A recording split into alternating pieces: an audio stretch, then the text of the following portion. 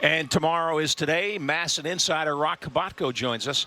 He's just too smooth, right? I mean, he's never going to get way up there or way down there. He talks about the process and pretty steady with the bat and with the microphones and notepads in his face. Getting Adley to talk about himself is harder than hitting a 100-mile-an-hour fastball. He just does not like doing it at all. But, you know, he's just so good. It's like breaking news. Adley Rutschman's really good. But as Brandon Hyde said, you know, he's a hitter first. And then, you know, the power is almost secondary, though 108 off the bat there was the hardest he's hit a ball for a home run. But I'm every bit as impressed by him going the other way.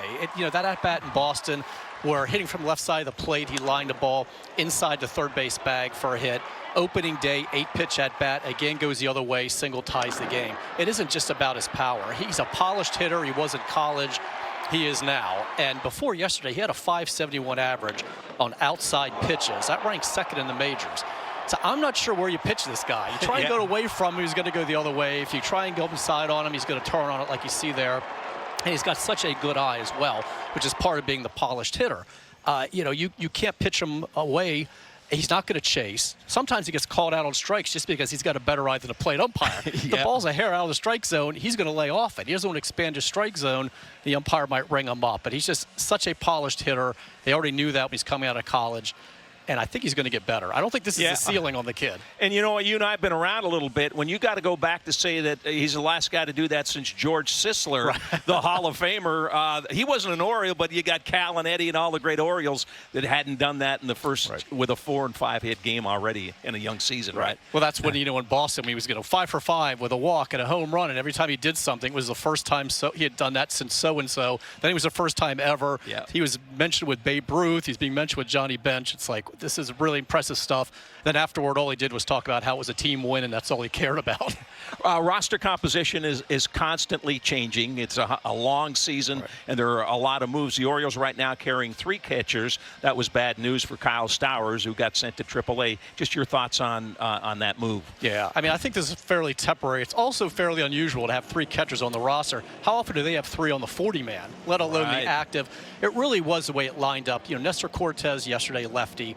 At least 3 left-handers coming up in this series against Oakland. And maybe 4. We don't know Thursday's start yet. So there could be 5 straight. They want James McCann in the lineup there. They want to, you know, rest Adley as much as they can, DHing him, you know, so keep the bat in the lineup but not wear him out behind the plate. This allows you to put both catchers in the lineup and also have a third, Anthony Bemboom. He's a left-handed hitter. He's not going to start, but that way you don't have to risk losing your DH if something happens. And Kyle Stowers wasn't going to play much. He wasn't playing against right-handers. He certainly wasn't against lefties, even though he hit him really well in AAA last year. Does him no good just to sit on the bench. I agree. I mean, if he's not going to play, send him down. This is about development. Let him play every day. Also, I think it illustrates, Scott, that Terrin Vavra has really moved ahead of him right now, if he was ever behind him. Because he's a left-handed bat as well, but he's a contact guy, had a really big spring training, earned this opportunity. And a little more versatility, right? Yeah. Exactly. He was in right field. He can play left, third, short, second, and they want to see more of him. But also, I think a lot of this is, you know, we want to rest Rutschman a little bit.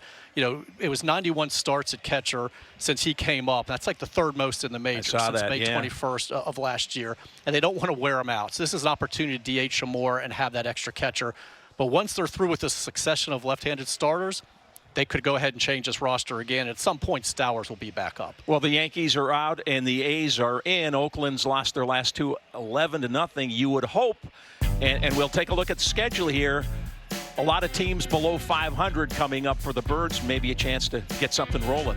Now, to be fair, full disclosure, they're also below 500 right now. But it's only after 9 games. It's 4 and 5, so it's a small sample size. But this is the opportunity, because they've lost 2 series within their division, to kind of get healthy again in the standings and beat up on these teams they're supposed to. You see the A's and the Tigers are tied for the worst record in baseball. They've got like 7 coming up with Detroit, including 4 there, and I know because I'll be there. So this is their opportunity now. And Oakland is really struggling. I mean, it's not just, you know, this isn't deceptive here. When you look, you know, they're 29th in batting average at 192. They're 28th with a 585 OPS. They're tied for last with 27 runs scored, and they have the highest ERA in the majors. Other than that, things are going really well for them. Yeah, the uniforms are nice. I don't know what else you could say about it, but they're really, really struggling. You got 4 games here. You've got to at least win 3 of these, I would think. Yeah, this is a chance to win a series and get things rolling in the right direction. Good to see you, Roch. Good to see you. We'll be in touch.